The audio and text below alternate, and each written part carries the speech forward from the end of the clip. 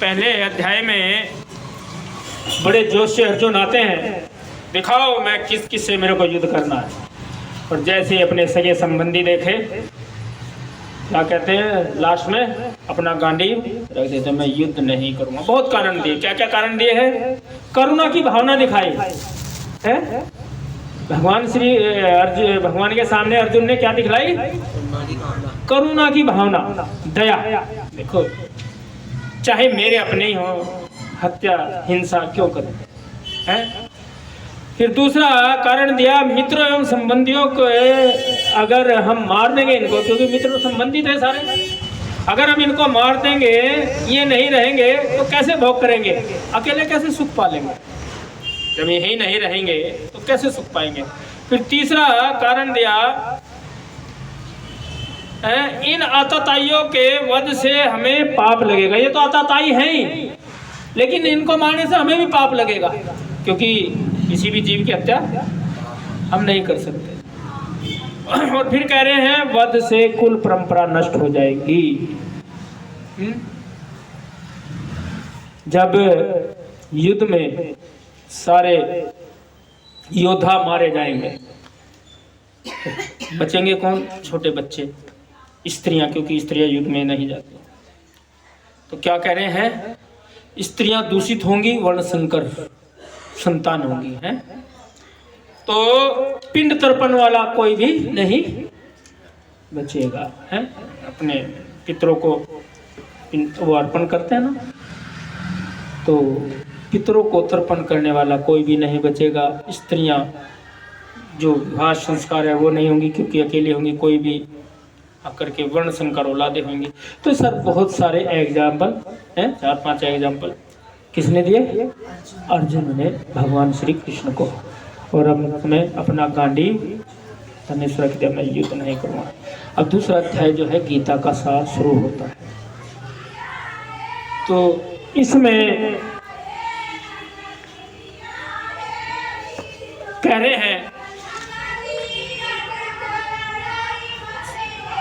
संजय कह रहे हैं धृतराष्ट्र से, क्योंकि संजय धृतराष्ट्र को सुना रहे हैं, करुणा से व्याप्त शोक युक्त अश्रुपूरित नेत्रों वाले अर्जुन को देखकर मधुसूदन श्री कृष्ण ने ये शब्द कहे।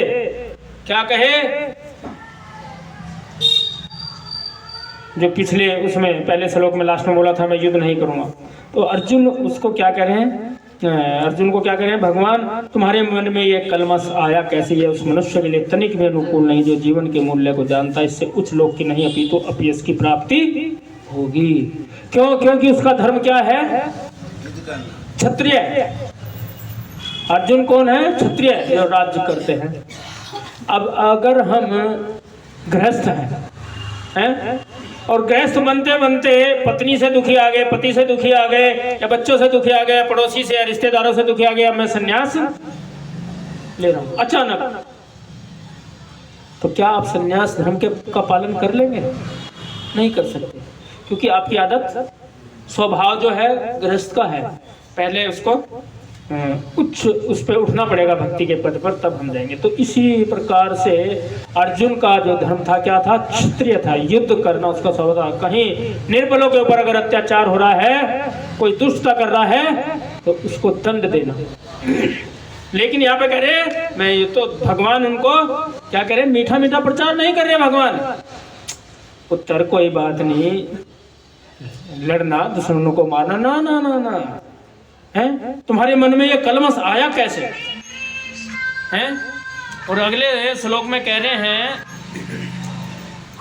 हे प्रथा पुत्र, माता का नाम लिया। किसके पुत्र? प्रथा, क्योंकि प्रथा जो थी भगवान श्री कृष्ण के कौन है? बुआ है। तो बहुत क्षत्राणी और बहुत शुद्ध भक्त भगवान की थी, तो इसलिए रेफरेंस दिया जाता, प्रथा तुम उनके पुत्र हो, हैं? और इस हीन नपुंसकता को प्राप्त मत हो, यह तुम्हें शोभा नहीं देती। हे शत्रुओं के दमन करता, हृदय की क्षुद्र दुर्बलता को त्याग कर युद्ध के लिए खड़े हो जाओ। जो हमारा कर्तव्य है उसके लिए खड़े हो जाओ। तो अब आता है चौथा नंबर जो आज का श्लोक। तो मेरे पीछे से बोलेंगे, अर्जुन उवाच कथम, मेरे पीछे से एक एक शब्द बोलेंगे पहले। कथम भीष्मं अहम संख्ये द्रोणम च मधुसूदन इषुभि प्रतियोत्स्यामि पूजार्ह हरिसूदन। अर्जुन उवाच कथम भीष्मं अहम संख्ये द्रोणं च मधुसूदन इषुभि प्रतियोत्स्यामि पूजार्हो हरिसूदन। आप में से बोलोगे। अर्जुन उवाच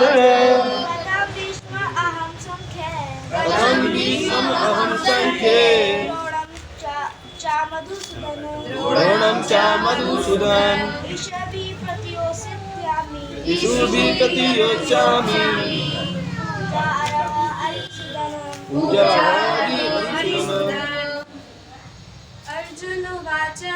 अर्जुन उवाच कथम भीष्मं अहम संख्ये द्रोणं च मधुसूदन इषुभि प्रतियोत्स्यामि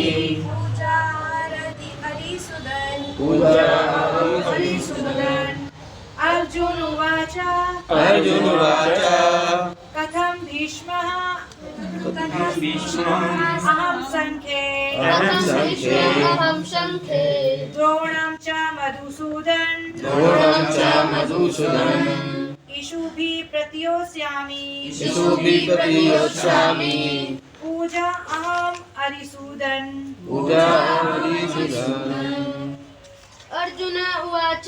अर्जुन उवाच कथं भीष्मं अहं संख्ये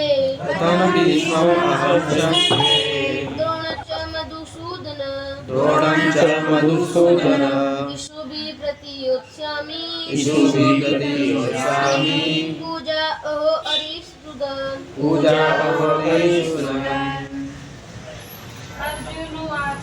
अर्जुन उवाच कथम भीष्मं अहम संख्ये द्रोणं च मधुसूदन इषुभि प्रतियोत्स्यामि पूजार्ह हरिसूदन। अर्जुन उवाच कथं भीष्मं अहं संख्ये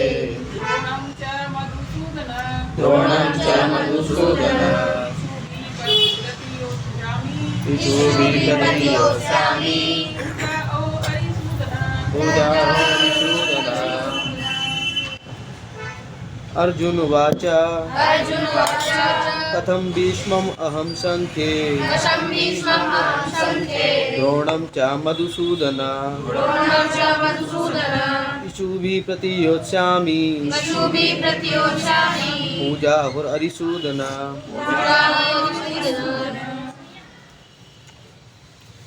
बहुत बहुत धन्यवाद। बड़ा अच्छा आपने पढ़ा। इसका मतलब प्रोग्रेस है क्लास में, क्योंकि हम कई जगह क्लास लेते ना, तो क्लास में कुछ लोगों को पढ़ाया नहीं जाता तरीके से। इसका मतलब वो घर पे प्रैक्टिकल नहीं करते।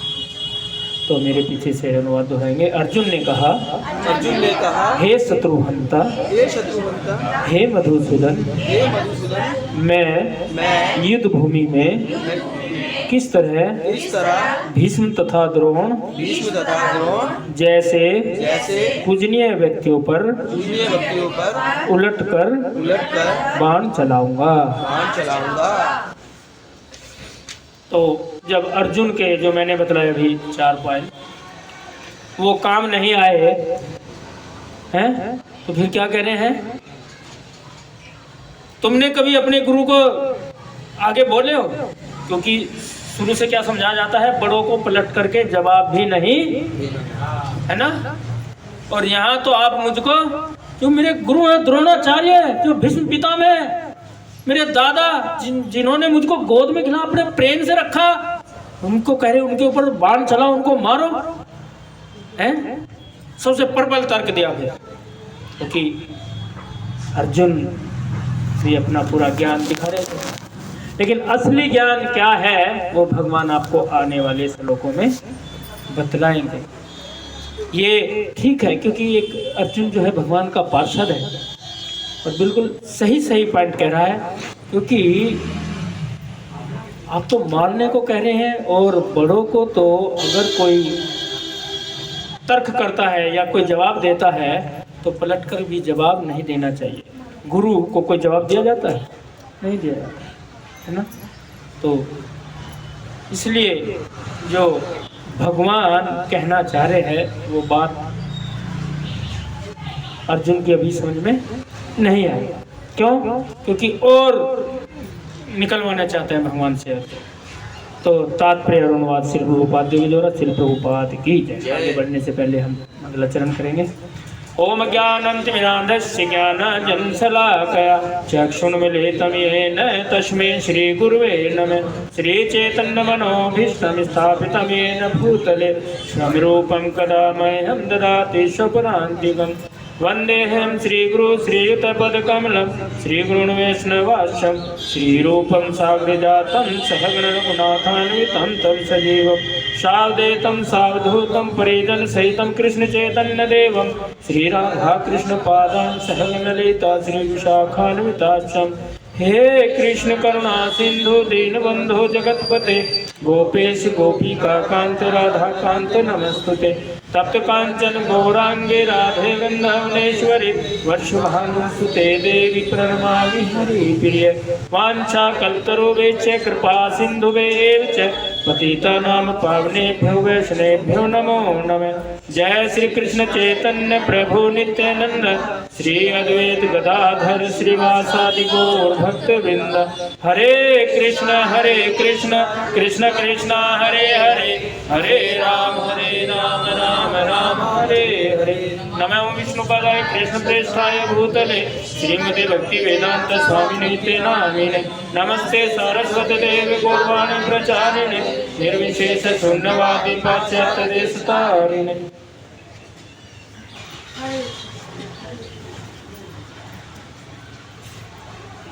हरे कृष्णा। तो दोबारा आपका फिर स्वागत है। जो नए गेस्ट आए हैं क्लास में उनका भी आज की इस भगवद गीता की क्लास में। तो श्लोक एक बार ये अनुवाद और पढ़ लेते हैं। अर्जुन ने कहा, हे शत्रुहंता, है शत्रुहंता यानी शत्रुओं का दमन करने वाले, हे मधुसूदन। मधुसूदन क्यों बड़ा भगवान का नाम? हाँ, तो जो राक्षस है मेरे हृदय के अंदर भी है, उसका भी वध करो। मैं युद्ध भूमि में किस तरह भीष्म तथा द्रोण जैसे पूजनीय व्यक्ति पर उलटकर बाण चलाऊंगा। बिल्कुल बड़े पॉइंट की बात कह रहे हैं। तो तात्पर्य में यहाँ श्री प्रभुपाद जी कह रहे हैं, भीष्म पितामह तथा द्रोणाचार्य जैसे सम्मानीय व्यक्ति सदैव पूजनीय है। भीष्म पितामह कौन है? 12 महाजनों में से एक है, तो महान जन है भगवान के, हैं? तो उनमें से एक है जो भगवान को बहुत अच्छी तरीके से जानते हैं उनके बारे में। कौन कौन है 12 महाजन? ब्रह्मा जी, नारद जी, शिव जी, 4 कुमार और यमराज जी भी हैं और भीष्म पितामह भी हैं उनमें से, महाजनों में से हैं। तो भगवान को बहुत अच्छी तरीके से ज्ञान है उनका, उनको ज्ञान दिया है भगवान जी। तो द्रोणाचार्य, द्रोणाचार्य वो थे जो उनके दुश्मन का पुत्र भी उनसे विद्या सीखने आया था। कौन आया था? धर्मराज। Very good. किनका पुत्र था? द्रौपद, है ना। द्रुपद का पुत्र था, तो उनको भी ये मुझको मारेगा, उन्होंने बोला कि आपको मारने के लिए हैं, आपसे ही शिक्षा ले रहा। देखो कितने महान व्यक्ति थे, है ना। द्रोणाचार्य जैसे सम्मानीय व्यक्ति सदैव पूजनीय है। यदि वे आक्रमण भी करें तो उन पर उलटकर आक्रमण नहीं करना चाहिए, यह सामान्य शिष्टाचार है।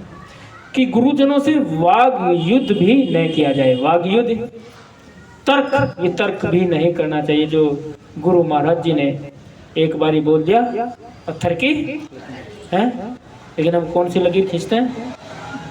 पानी की लकीर है, पानी के ऊपर लकीर है, जरा सा ऐसे आया लकीर मिट गई।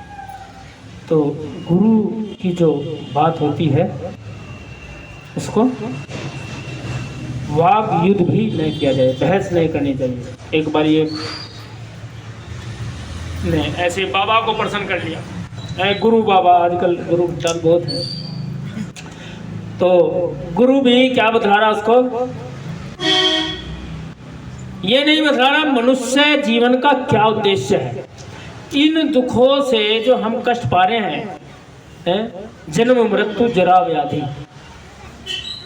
से कैसे कष्ट पा जाए। बस जैसे जेल में आकर तक कोई आ जाता ना, मान लिया 15 अगस्त के दिन प्रधानमंत्री जेल में चला गया और उसको बोला गया कैदियों को, भैया आज हमारे आज़ादी का दिन है, कोई भी कैदी जिसकी कोई डिमांड हो तो कुछ भी आज मांग सकता है।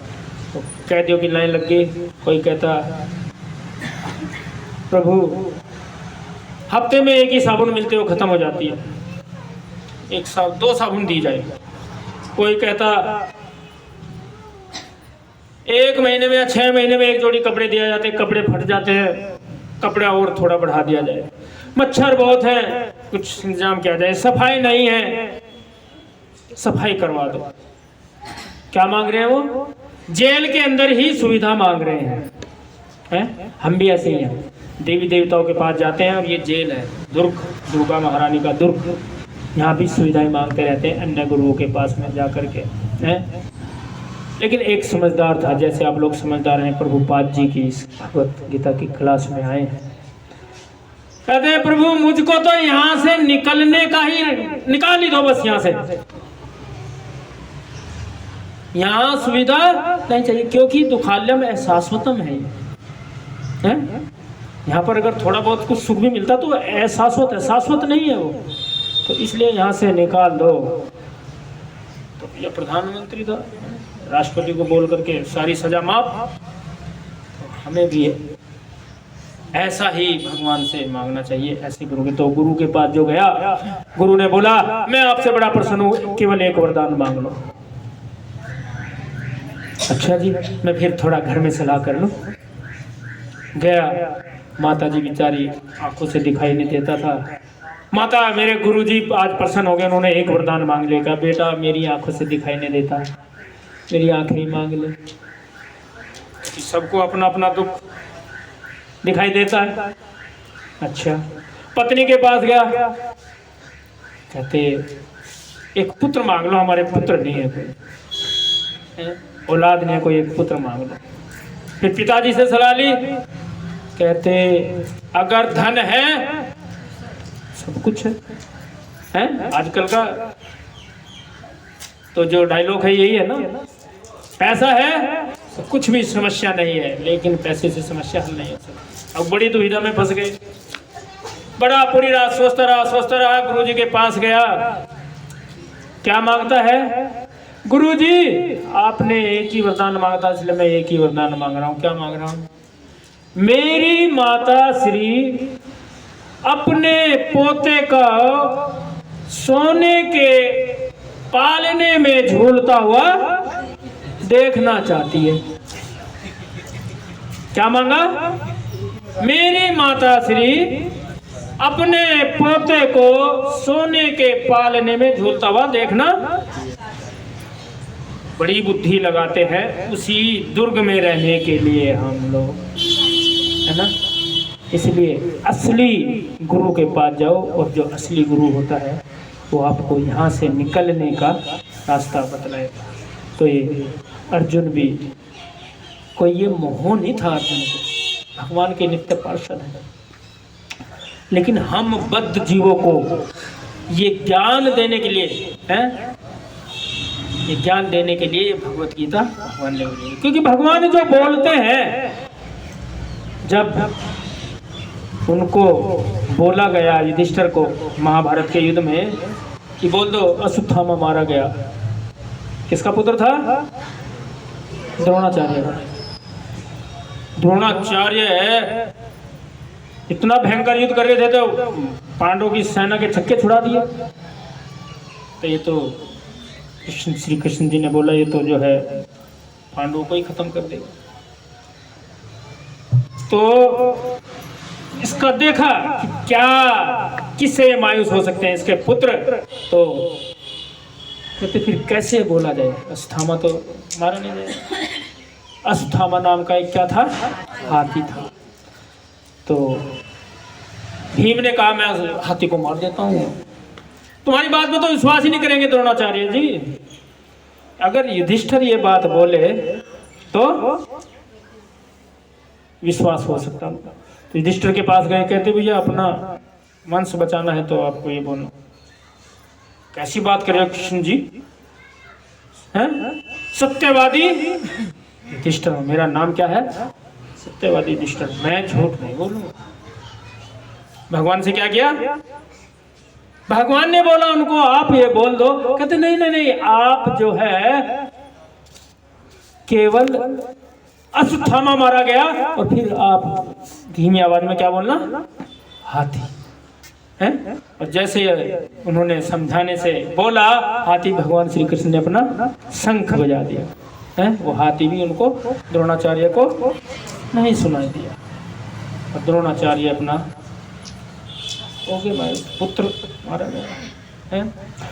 तो इस प्रकार से जब युधिष्ठिर ने भगवान की वाणी पर संशय किया, तो एक दिन के लिए युधिष्ठिर को कहा नरक लोक की यात्रा करनी पड़ी। क्यों? क्योंकि भगवान सत्य है, वो कुछ भी बोलते हैं, तर्क वितर्क नहीं। भगवान ने जो भगवत गीता में दिया, जो शास्त्रों में लिखा है, उस पर तर्क वितर्क नहीं करना चाहिए। हमारी बुद्धि इतना नहीं है, इतनी सोच नहीं सोच सकती कि हम उसको समझ सके। तो वो केवल गुरु के पास जाकर के ही समझना चाहिए। इसलिए यहाँ पर कह रहे हैं गुरुजनों से वाग युद्ध भी न किया जाए। यहाँ तक कि यदि कभी वे रुक्ष व्यवहार करें तो भी उनके साथ रुक्ष व्यवहार न किया जाए। तो फिर भला अर्जुन उन पर बाण कैसे छोड़ सकता था? क्या कृष्ण कभी अपने पितामह नाना उग्रसेन अपने आचार्य सांदीपनी मुनि पर हाथ चला सकते थे? तो प्रभुपाद जी यहाँ तात्पर्य में कह रहे हैं, यानी अर्जुन के कहने का मतलब यह है कि क्या कृष्ण कभी अपने पितामह नाना उग्रसेन उनको तो कंस को मार के जेल से रिहा करवा के राजगद्दी पर बिठाया, और अपने आचार्य सांदीपनी मुनि पर हाथ चला सकते थे? बल्कि उनको तो वर मांगने के लिए बोला। क्या वर मांगा उनकी पत्नी ने? सांदीपनी मुनि के पुत्र को मांगा, जो उनका पुत्र कहाँ चला गया? समुद्र चला गया। और आप मुझको अर्जुन ने कृष्ण के समक्ष ये ही कुछ तर्क प्रस्तुत किए। तो जब करुणा तो दिखाई जा रही है यहाँ पर, लेकिन करुणा जब विषाद लेकर के आती है, करुणा विषाद लेकर के आती है, तो वो करुणा सही व्यक्ति के लिए सही प्रकार से नहीं की जा रही है। तो ये करुणा विषाद लेकर के भगवान बतलाना चाह रहे हैं, भाई आप जैसे जैसे इसको पढ़ोगे तो आपको पता लगता जाएगा कि हम ये शरीर नहीं है। और उन्होंने जब द्रौपदी का वस्त्र हरण हो रहा था तो भीष्म पितामह वहीं पर थे। तो ये देखा क्यों? क्योंकि भीष्म जी राज सिंहासन से बंधे हुए थे, द्रोणाचार्य भी वहीं थे, कुछ किसी ने कुछ क्यों नहीं किया? तो ये क्या है क्योंकि मैं इनके विरुद्ध बोलूंगा तो मेरी रोजी रोटी चली जाएगी। तो भगवान यहाँ पर सारा ज्ञान वितरित कर रहे कि जो ब्राह्मण है, क्षत्रिय है और वैश्य है, शूद्र है, हमको उस आश्रम में रहते हुए, उस आश्रम का कर्तव्य पालन करते हुए कैसे भगवान की भक्ति करनी चाहिए, भगवान के लिए कर्म करना चाहिए। क्योंकि भगवान इस कर्म को करने के लिए कह रहे हैं। मान लिया बॉर्डर के ऊपर सिपाही खड़ा है, उसको आदेश दिया गया भैया दुश्मन आक्रमण कर रहा है, आप गोली चलाओ, और वो गोली ना चलाए तो क्या होगा? उसको सस्पेंड कर दिया जाएगा। और अगर वो जितने दुश्मन को मार के आएगा उसको चक्र दिया जाएगा, वीरता चक्र। और वही जवान अगर अपने गांव आकर के किसी की हत्या कर दे तो जेल जाएगा। तो तात्पर्य कहने का यह है कि जो कर्तव्य है हमारे को, उस कर्तव्य को करते हुए तस्मात् सर्वेषु कालेषु माम अनुस्मरण युद्ध च। 8वें अध्याय के 7वें श्लोक में भगवान कह रहे हैं तस्मात् सर्वेषु कालेषु, हर समय। ये नहीं जी 2 मिनट की बहुत होती जी पूजा पाठ, तो बाकी पूरे दिन अपने काम में लगे रहो और इंद्रिय भोग तृप्ति के लिए कार्य करते रहो, उसके लिए भगवान को सेंटर में ना रखो। नहीं, आप हमेशा भगवान को याद करते, भगवान ने मुझको बुद्धि दी, बल दिया, हाथ पैर दिए, दिमाग दिया। दिमाग अगर आज पैसों से बिकता तो अडानी के, अंबानी के पास सबसे ज्यादा होता है। हम तो बुद्धू के बुद्धू ही रहते। नहीं नहीं, वो भगवान दे देते। दामी बुद्धि योगम ते माम ज्ञाति। तो भगवान ने सब दिया है, तो हमारे को अपना गृहस्थ कार्य करते हुए भी क्या करना है? हरे कृष्णा कृष्णा कृष्णा हरे हरे, हरे राम राम राम हरे हरे। तो सब लोग करेंगे? कुछ लगता है? कलयुग का यज्ञ है ये, यज्ञ है। आहुति डालनी है। आहुतियाँ ये है जो हम जिह्वा से नाम जप करते हैं। और कहाँ डालनी? अग्नि में डालनी होती ना, यज्ञ कुंड में, यहाँ पे डालनी है अपने। यानी कि सुनना है, करते हुए सुनना है और अपना कार्य करना है। तो प्रभु जी का आदेश था महाराज जी, जब ब्रह्मा जी उत्पन्न हुए कमल की नाभि से भगवान विष्णु की, तो क्या बोला गया? सृष्टि रचो। तो ठीक है, 14 भवन है ना, 14 ब्रह्मांड है। तो नारद जी को उत्पन्न किया ब्रह्मा जी ने, जाओ भैया सृष्टि बनाओ। नारद जी कहते मैं इन चक्रों में नहीं पढ़ूंगा, बड़ा दुख मिलता है गृहस्थ में। कभी पत्नी की डिमांड, कभी बच्चों की डिमांड, कभी सुख, कभी दुख, कभी ये वो। फिर 4 कुमार पैदा किए, मैं भी अपने बेचारे चल दिए, हम नहीं इन चक्रों में पड़ेंगे। फिर भगवान को क्या आया? वो ब्रह्मा जी को क्या आया? क्रोध आया। तो कौन प्रकट हुए? रुद्र रूप हो गया। तो ब्रह्मा जी के मस्तक से भगवान शिव प्रकट हो, कहते संतान उत्पत्ति करो। ठीक है, जो आज्ञा। पिताश्री कैलाश पे जाकर के क्या प्रकट कर रहे हैं? भूत प्रेत है, शिवगण है, आकर के ब्रह्मा जी को भी दुखी करने लगे। फोन किया भगवान शिव को, इधर आओ। देखा, आप जो है बस परले के समय आप अपनी लीला दिखाओ, बाकी आप तप करो। हैं भगवान शिव हमेशा तपस्या में बैठे रहते हैं ना। ये तो सृष्टि होना भगवान ने बोला हुआ करने के लिए, तो फिर मनु और सुतरूपा को उत्पन्न किया, स्त्री और पुरुष। जाओ पृथ्वी पर जाओ और संतति बढ़ाओ। अब भैया देखा और वापिस आए, कहते पृथ्वी तो है ही नहीं वहां। क्या बात कर रहे हो? 14 मंजिल भवन है और 7वां भवन गायब। और फिर हम जो कहते है 6 नीचे नरक लोक है, 7वीं पृथ्वी है, फिर उससे ऊपर 7 है। सब जो के तो है, लेकिन पृथ्वी गायब। ऐसे कैसे हो गया? हैं 7 फ्लोर है, 1 फ्लोर निकाल दो, बिल्डिंग टिकेगी। लेकिन ये ब्रह्मा जी के द्वारा भगवान की कृपा से बनाई सृष्टि है। क्यों कहाँ गई पृथ्वी? ब्रह्मा जी चिंता नहीं करनी चाहिए चिंता। क्या करना चाहिए? चिंतन करना चाहिए। क्या चिंतन करना चाहिए? हरे कृष्णा कृष्णा कृष्णा हरे हरे, हरे राम राम हरे हरे। कहते भगवान जब चिंतन किया भगवान का, तो भगवान प्रकट हुए। तो पृथ्वी नहीं है अपनी जगह पर। भगवान जी ने देखा, हो हिरणाक्ष का भाई हिरणाक्ष ले गया उसको। तो क्यों ले गया? ये पृथ्वी पर ना मनुष्य देवी देवताओं को यज्ञ करते हैं, उनको प्रसन्न करने के लिए जब करते हैं तो वो और बलशाली हो जाते हैं। जब उनका भाग देंगे तो ये बलशाली होंगे, तो फिर अच्छा नहीं है हमारे लिए। तो हिरणाक्ष दूसरे ग्रह पर थे उस समय, तो ये ज्यादा बलशाली होंगे, तो क्यों ना इस पृथ्वी को रसातल में कौन ले गए? हिरणाक्ष ले गए, हिरणाक्षुबु के भाई।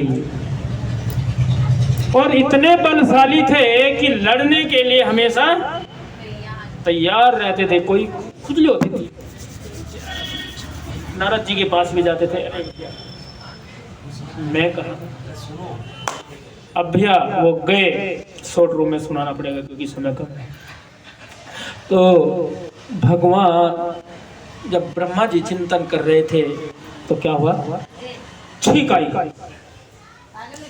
है, आती ना छींक सबको। और छींक में क्या निकलता है जब छींकता है? आँख। हरे कृष्णा हरे राम है, नाम निकलता है। एक छींक आने का मतलब हमारी शरीर की सारी नसें खुल जाती है, हार्ट अटैक का डर दूर हो जाता है। इसलिए सूर्य को पानी देना चाहिए सुबह को। तो एक छोटा सा कुछ बाल रूप उनके नाक से उत्पन्न हुआ, ब्रह्मा जी के नाक से जैसे ही छींका। और देखते ही देखते वो बड़ा होता गया। और क्या हुआ? वरहा अवतार, बोलो वरहा भगवान की। तो वरहा इतना सुंदर, इतना तेज वरहा, जंगली स्वर्ग। असली में देखे किसी ने या टीवी पे? हाँ, जो गांव में जंगल में रहता है, पहाड़ों वहाड़ों में, तो उसने तो जरूर देखे होंगे, नहीं तो टीवी में तो देखा ही होगा, डिस्कवरी में दांत वाले होते हैं। अब किसी को अगर बोला जाए भाई स्वर बन जा, बनना चाहेगा कोई? लेकिन भगवान इतने दयालु हैं कि स्वर का रूप धारण करने के तैयार हो गए पृथ्वी माता को रसातल से लाने के लिए। लेकिन वो स्वर रूप भी इतना सुंदर कि करोड़ों चंद्रमाओं, करोड़ों सूर्य के समान, उससे भी ऊपर उनका तेज लग रहा था। और बड़े होते चले गए और देवता ऊपर से पुष्पों की वर्षा कर रहे हैं। और हिरणाक्ष को पुकारा, पृथ्वी को उठाया अपने दांतों पर, और हिरणाक्ष तभी आया, ए कहाँ जा रहे हो? इधर आओ, मुझसे युद्ध करो पहले। और हिरणाक्ष ने जैसे गदा चलाई तो भगवान ने अपनी गदा चलाई तो गदा जो है उनसे हाथ से छूट गई। और देवी देवता जो ऊपर देख रहे थे उनको होगा, ये तो भाई हमारे को छोड़ेगा नहीं, ये तो गदा गिर गई। लेकिन भगवान क्या करते हैं? खेल करते हैं, जैसे बिल्ली चूहे के साथ या बड़ा मनुष्य छोटे बच्चे के साथ खेलता है तो हारने का नाटक करता है ना। तो ऐसे भगवान उसके हिरणाक्ष के साथ कर रहा। लेकिन क्या अंत में उसको ऐसे गर्दन पे मारा हाथ कि वहीं पर धराशायी हो गया। और भगवान वरहा पृथ्वी को है, जहाँ स्थान है इनका है, उनको लेकर के वहाँ पर स्थापित किया। तब कर कमल वरे नखा अद्भुत श्रृंगार, दलित हिरण्यकशिपु तनु धन्य, केशव धृत वरहारूप, जय जगदीश हरे, जय जगदीश हरे, जय जगदीश हरे। बोलो भारतवासी महामहोत्सव की जय। इस प्रकार बढ़ा भगवान ने पृथ्वी माता को यहाँ पर प्रकट किया। और इस पृथ्वी के ऊपर इसलिए हमारे को जब सो करके उठते हैं सुबह तो प्रणाम करना चाहिए। है अक्षमा माँ है, पृथ्वी माता भगवान की पत्नी भी है, तो उनको स्पर्श करके है सुने अक्षमा प्रार्थना करनी चाहिए। हम गंदगी फैलाते हैं करते हैं। तो इस प्रकार वराह जी का आज द्वादशी है। कल किस किस ने का व्रत था? एकादशी, वेरी गुड, 50% के लगभग रिजल्ट। तो एकादशी का व्रत रखना चाहिए। जो वराह द्वादशी है आज, तो इसका व्रत भी कल का ही लग जाता है। हैं 2 व्रत हो जाते हैं आपके, वराह भगवान का भी और एकादशी का भी, डबल बेनिफिट मिला आपको। ठीक है, तो कल है, ये हफ्ता हमारा बड़ा उत्सव का गया है। देखो हम क्या करते हैं, उत्सव मनाते हैं ना, अच्छा भैया बर्थडे आ रहा है यार, कहीं बड़े से होटल में कहीं पार्टी रखेंगे, खाएंगे पिएंगे, मौज करेंगे और क्या। लेकिन भक्त क्या करता है, वो भी यही करता है? गाएंगे कीर्तन भगवान का नाम, नाचेंगे भगवान के नाम पर, और प्रसाद पाएंगे, नृत्य करेंगे, वो भी है। तो ये बड़ा उत्साह वाला सप्ताह रहा। कल क्या है, तो कल का भी बड़ा विशेष दिन है, नित्यानंद त्रयोदशी है, नित्यानंद प्रभु जी का आविर्भाव। कौन कौन नहीं जानता नित्यानंद प्रभु जी को? सब जानते हैं? नहीं जानते आप? Very good. तो चैतन्य महाप्रभु जी के बारे में जानते हैं? नहीं, उनके बारे में नहीं।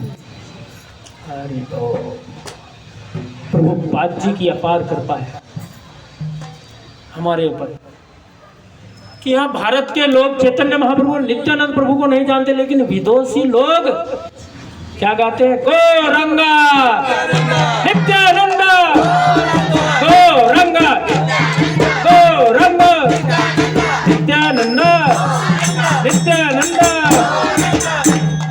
तो चैतन्य महाप्रभु जी इतने दयालु अवतार हैं भगवान श्री कृष्ण के, जो कलयुग में आए आज से तकरीबन 500 साल पहले, राधा भाव में आए। कैसे हम श्री कृष्ण की भक्ति कैसे कर सकते हैं इस कलयुग में? उन्होंने ही ये हरे कृष्ण महामंत्र हम बद्ध जीवों को, कहाँ का है ये? गोलोक प्रेम धन, यहाँ का नहीं है ये, इसलिए दिव्य है। तो ये हरे कृष्ण महामंत्र दिया, लेकिन उनसे भी दयालु नित्यानंद प्रभु, उनके भैया बड़े भाई कौन है? बलराम जी। कौन है? लक्ष्मण जी।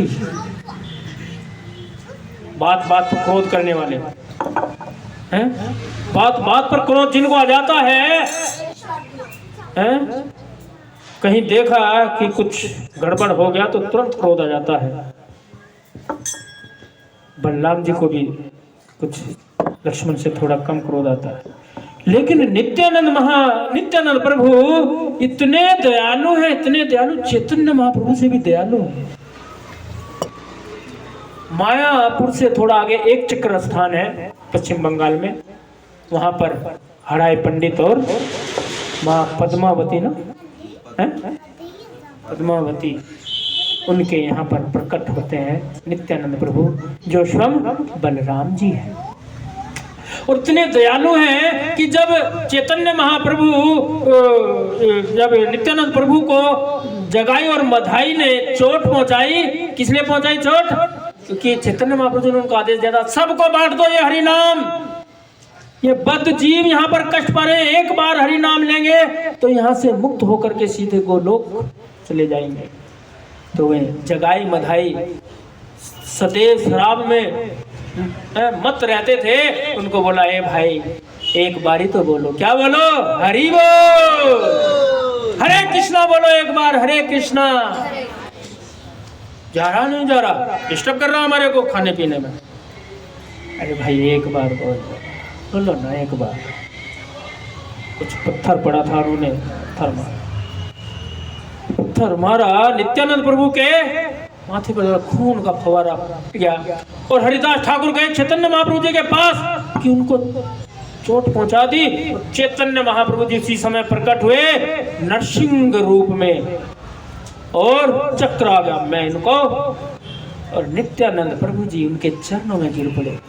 क्या कहते हैं, नहीं भगवान, आप कलयुग में जो अवतरित हुए हो, आपका हथियार ये नहीं है। किस किस को मार के उद्धार करोगे आप?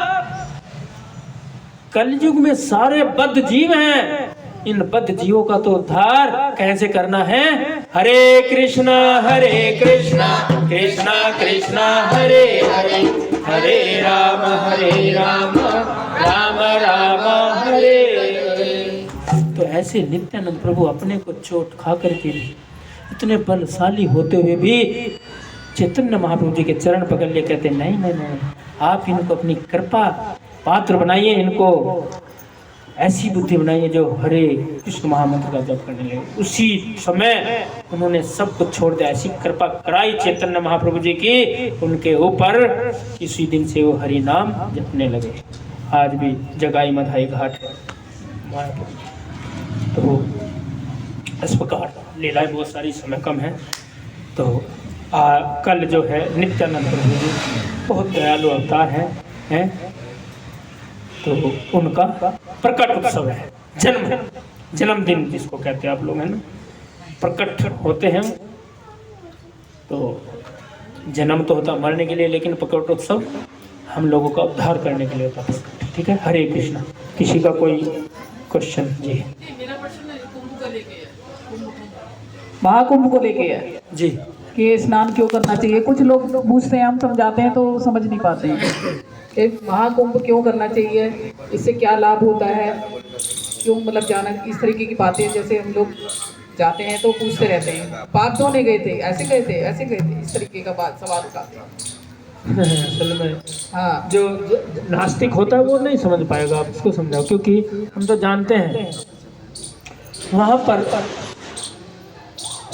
बड़े ग्रह नक्षत्रों का जब मिलान होता है, कुंभ, वहाँ पर अमृत का कलश जो रखा था, कुंभ कलश को बोला था ना, जब समुद्र मंथन से अमृत निकला था, वो जब ग्रह नक्षत्र मिलते हैं तो उस समय होता है ये महाकुंभ है। तो उसमें स्नान करने से, क्योंकि अमृत कलश है, तो स्नान करने से लाभ मिलता है। दूसरा जो सबसे बड़ा जो लाभ है, जो बड़े बड़े शुद्ध भक्त महात्मा जन निकल करके आते हैं, उनके दर्शन होते हैं, उनके श्री मुख से कुछ सुनने को मिलता है, वो कुंभ के स्नान से भी ज्यादा बड़ा स्नान है। वो लोग अपनी बुद्धि लगाते हैं। हिरण्याकशिपु ने कितनी बुद्धि लगाई,